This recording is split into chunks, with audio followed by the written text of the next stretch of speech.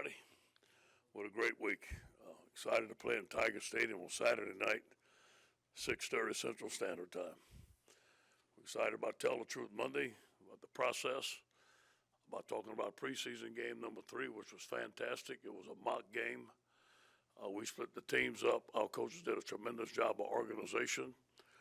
We went through every scenario we could imagine. We was in pregame. We had a locker room stretch with Tommy Moffitt. We had a pregame warm-up. We went in at halftime, made our adjustments, came out. Our guys did a tremendous job. They're ready to go. They're ready to attack the week and go through the process. And we are playing a very good Georgia Southern team, a tough, hard-nosed football team that won 10 games last year. They plus 22 in the turnover margin. That's elite. That's number 1 in the country. It's a phenomenal stat. And this is a well-coached football team. I want to talk about the offense a little bit. They're a triple option. We worked a lot last week. We had a bonus week. Thank God we did. We got a little jump on them, and our guys are still working on the game plan on the triple option. It's going to pose problems for us. We got to be in the right place, tackle the dive, tackle the quarterback, tackle the pitch. If you make a mistake, it could be a big play. They returned 5 starters. They averaged 30 points per game, 266 yards rushing, 79 passing. Their quarterback, Wirtz, is their top player, dual threat quarterback. He is very, very dangerous. He knows how to operate in this offense. He's a great runner. He's a good passer. 2 good running backs, Logan Wright, number 2, and Wesley Kennedy, number 12. Wesley's very talented. He's fast. He can get on the edge, take the pitch, and go to the house. Their offensive line is tough and physical. On defense, they're a 3-4 team. They returned 7 starters. Only gave up 21 points per game, 357 yards. They're very stout. They play fundamentals. They don't blitz a lot. They got a good, hard-nosed defensive line led by number 92, Raymond Johnson, and number 96, Ty Phillips. The best player on their team is Kendall Viter. He was all-conference, Sunbelt Conference, Defensive Player of the Year. This guy's a pro football player.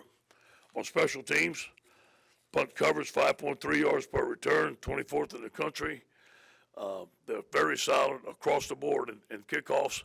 Wesley's a kickoff returner. He's very, very dangerous, 22 yards per return.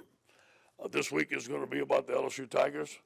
We're focusing on the fundamentals, focusing on getting game ready, ongoing skill development on a daily process. Our coaches are ready to go. Recruiting is going to rev up again. We have a lot of recruits at our game this week. We're going to start recruiting 2021 class hard. On Sunday is the first day we can call 2020. We can text 2021, so we got a lot of work to do this week. But we're excited. It was the first day of school. Last Thursday night, we had a practice underneath the lights, so our returners could catch underneath the lights, receivers can catch under the light. And the Golden Band from Tigerland came in and played for us. They played for about 40 minutes, and I want to thank them. It made it game-like. You can see our guys were fired up, ready to go. Any questions?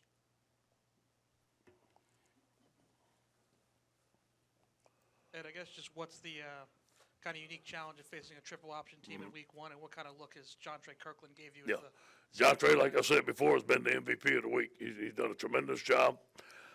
The speed of the game, they're going to come out all fired up, and we're going to have to adjust to the speed of the game. They'll have something new, some nuance that we're going to have to get on the sideline. We're well equipped with our coaching staff to fix it. The biggest thing is we watch some games on TV is tackling.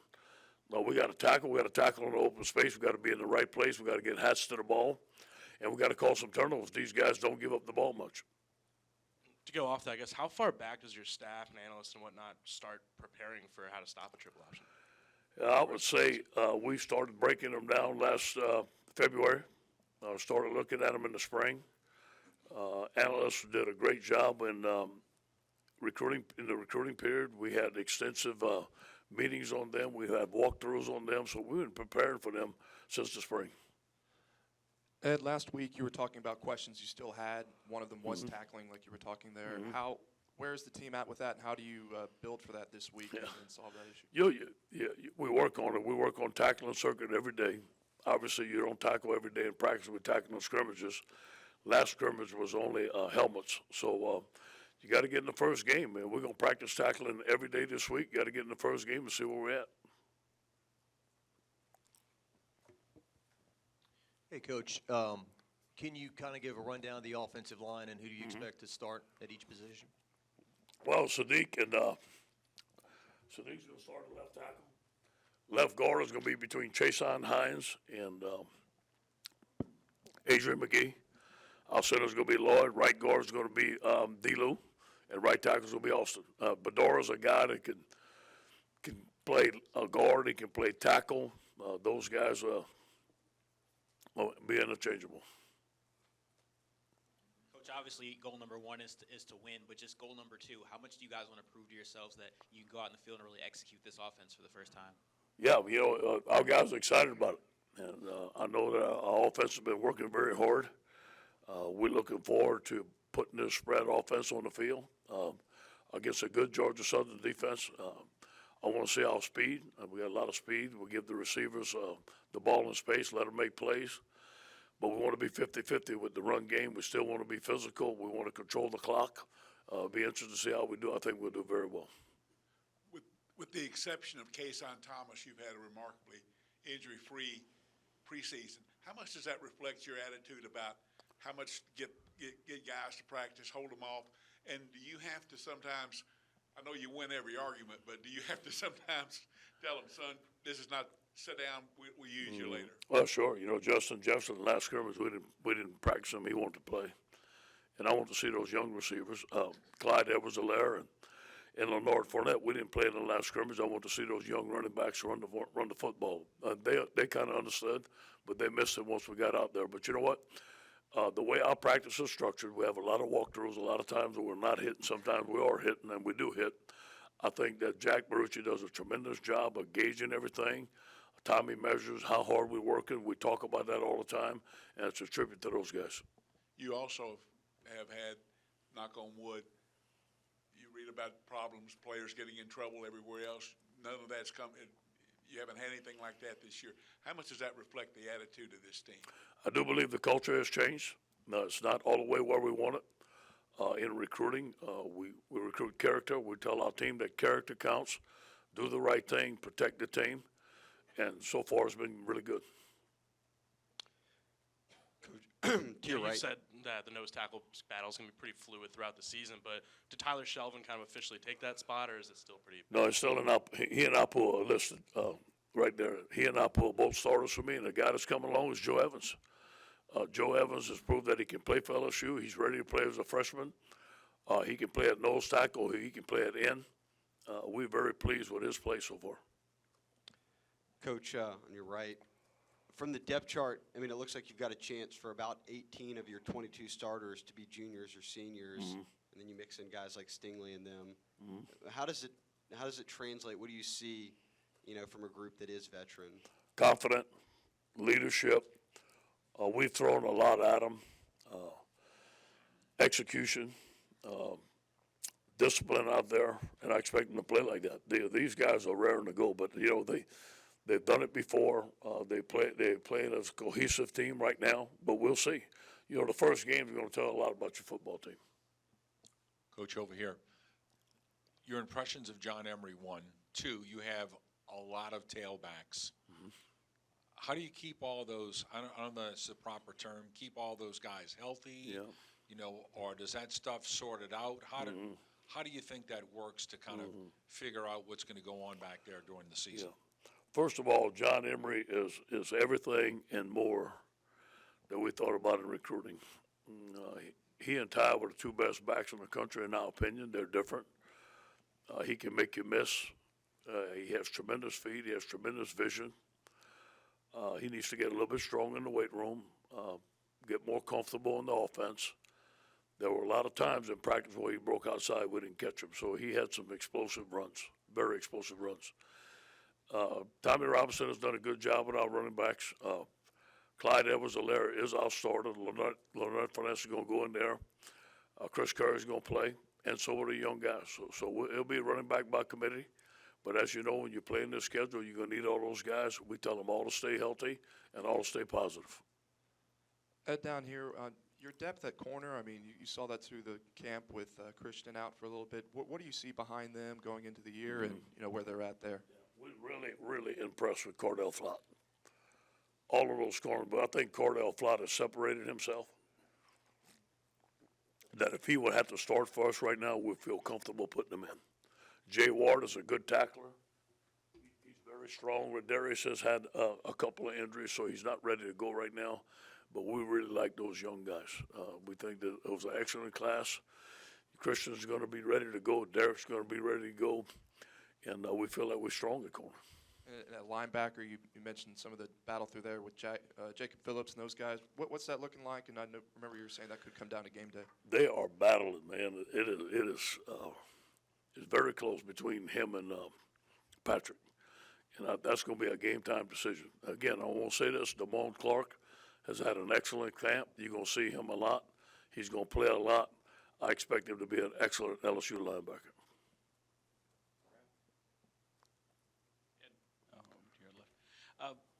Playing a triple option team like Georgia Southern, how does that speak to the value of having analysts as part of your staff? And to that end, what role has Dennis Johnson played in that, since obviously he hasn't been able to coach hands-on on the field? You know, it's funny you mentioned that. I was just talking about that this morning.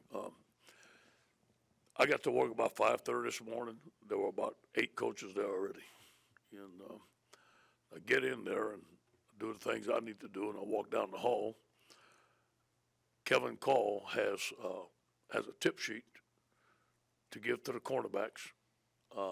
It has pictures on it about splits and certain routes and all the routes that they run. And that's just another tool for us that 2 years ago we didn't have. And that's going on all over at every position. We have Kevin Cosgrove that was a defensive coordinator at Wisconsin who played against them. He was at New Mexico State last year, who played against these guys and is excellent at defending an option. And those guys are in the room. We have Bill Johnson that played at Texas A&M, that played against the option. So we have a lot of knowledge. We have a lot of guys that have a lot of great suggestions. And I think Dave has put it all together. He's going to have a great plan. You talked about having a lot of the return game work in the preseason game number 3. Who do you like at the kick return? Yeah, Clyde. I think Clyde is going to do a good job for us. We got a couple of guys we would like to get in there, but Clyde is going to hold on to the football and get positive yards for us. Coach, you talked about, triple option, that team, they don't turn the ball over very much, but, they've also won, like the last 10 games, they won the rushing battle in. So what else are they doing in those games that just gets them the edge? Well, they run that wheel route and that rail route, and all of a sudden it's wide open. You get your safeties to pop up. You get another guy in the box, and they see it. They do a great job of calling plays. Go play action pass and throw the ball right behind your head, and there's the guy wide open. Typical option team. The thing that what happens when this quarterback gets on the edge, he's very dangerous. He can make you miss, and he'll pitch it at any time. That's where they make their big plays. Coach, to your right, Tigers ranked number 6 this season. Last year, at the beginning of the season, they weren't ranked nearly as high. And I kind of felt like last season they loved being the underdogs, and that's how they excelled throughout the season. So does being ranked number 6 change their mindset at all? You better not. Better not. Block out the noise. Because none of those rankings matter to me till the season's over. That's when you look at it. That has never been mentioned by me in the meeting. That's never been mentioned by any of the coaches. That's just something that's out there that's called noise, in my opinion. We got to focus in on the task at hand. We got to be hungry. But I appreciate you complimenting the team last year. They had character. They had grit.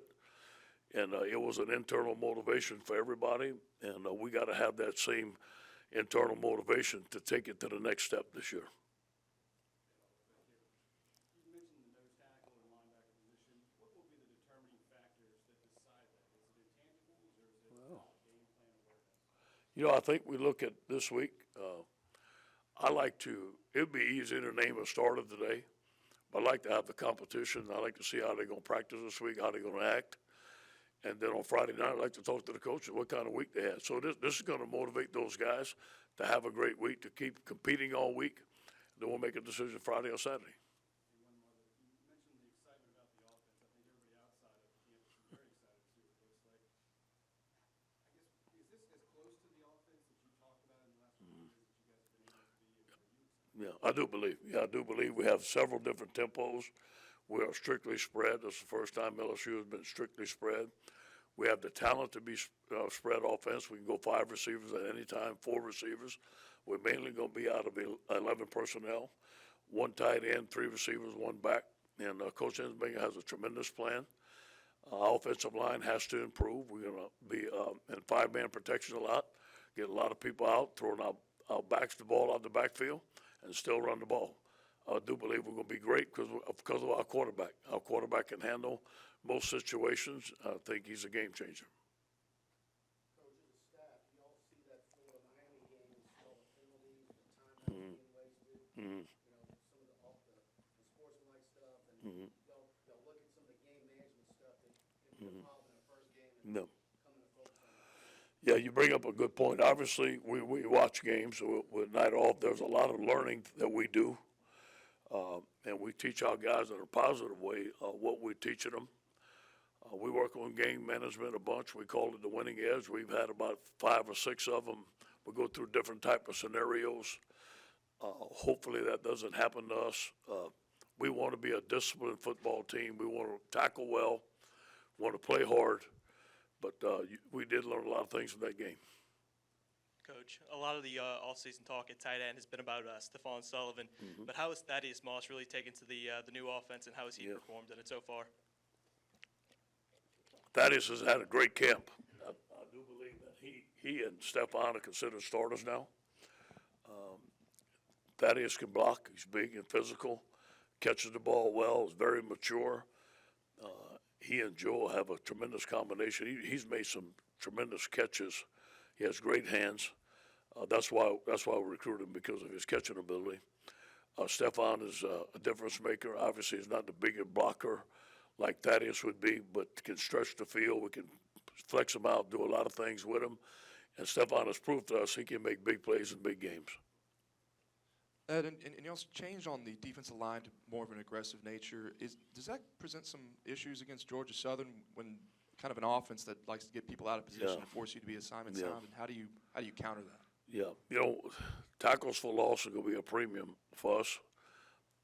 Sacks are going to be a premium for us, but it's hard to sack them when they don't throw the ball a lot.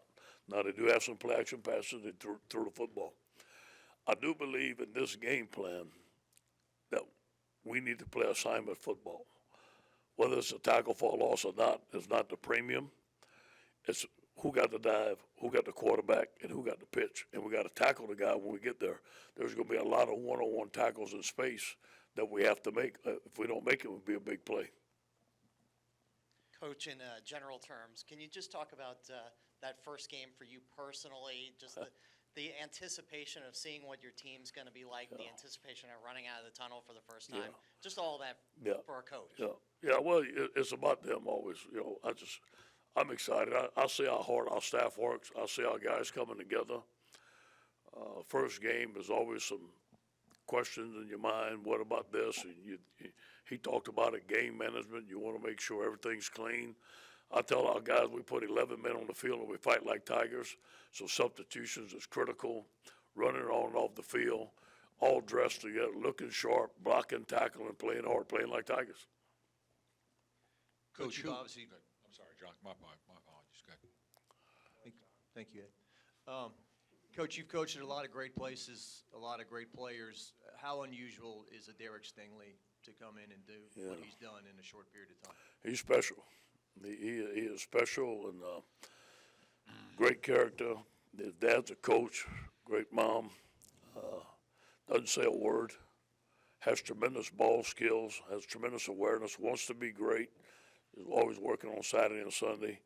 Nothing has been too big for him yet, and so I'm sure he's going to get challenged this year. He will. Every cornerback does. But I do believe he has a chance to be a great player. Now, he hasn't done it yet, but he has a chance to do it. Coach, you had a exceptional kicker last year. How do you feel about that position now, and who's going to be doing the kicking for you? Cade York has had a great camp. He's kicked 2 51-yard field goals in each scrimmage. One scrimmage, he was 8 out of 10. The next one, he was very close to 8 out of 10, 7 out of 9. When the band played, it was a little wet on Thursday night, he missed 2 kicks, which would be a game-type situation. We believe in K, but we have to put him under the pressure and underneath the lights. But I do believe that he has a stronger leg than our kicker last year. Now, the ball gets up higher. He's very fast with his kicks. I think that this guy has a bigger upside. We need to see, though. Hey, Coach, over here. You talked about first game substitutions. What will the tempo of this offense look like? How noticeable will it be? And what kind of tempo does Georgia Southern play with? Yeah, our tempo will be fast. We will slow it down if we need to slow it, but we want to go fast, especially in certain situations. There'll be no huddle. I told the guys to get in the huddle. They don't know what that is anymore. So Georgia Southern does use some tempo, but more or less they like to get in the line of scrimmage. They like to look what defense you're in and then call the plays. So I don't expect a hurry up from them, but we will be in some hurry up, son. But hey, by the way, I saw that commercial about you, man. You was a young guy in there. You know, it's kind of cool. I like that commercial. That was a good commercial, man. Yeah, Ed, right here. Talk about your game day organization. Who's in the booth and who's on the sideline? Yeah, Dave is on the sideline, obviously. Bill Bush will be on the sideline this year because we lost Dennis Johnson. And Dennis did a great job on the sideline. So Christian Lockature will be singling in. Also, Bill Bush will be helping. All our defense will be on the sideline this year, and that's because of Dennis's injury. On offense, Steve and Joe will be up in the booth, and obviously Steve's calling the plays. Joe's up there making suggestions, and the rest of the guys on the sideline. Ed, we've almost gone the entire press conference and nobody's asked about your quarterback. Does that just speak to what he brings to this year and this team? About Joe? Yes, Joe has been stellar since he got here. He's quiet, unassuming. I know sometimes in his interviews he's not, but he is very professional when he comes to work. He's into it, wants to win, wants to get better every day. He's had an excellent camp. He thrives in this offense. This is his type of offense. He's excited to go out there and have a lot of success. Coach has time for 1 or 2 more questions. Anybody else have a question?